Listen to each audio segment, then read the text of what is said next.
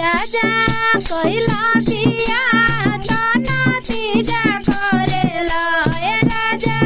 कइला पिया के ना तीजा करेला जवन रखले बड़ा सवतिया ओ कर पूजा करेला जवन रखले बड़ा सवतिया ओ कर पूजा करेला जवन रखले बड़ा सवतिया ओ कर पूजा करेला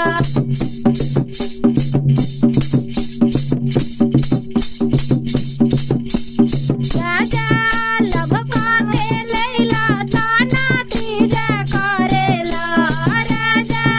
लभ पाके लैला ताना तीजा करेला जवन रखले बड़ा सवतिया ओ कर पूजा करेला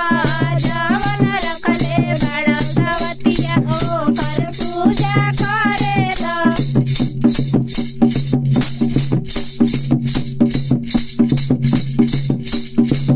करके करेला ना काम वो कर लूगा पीछेला करके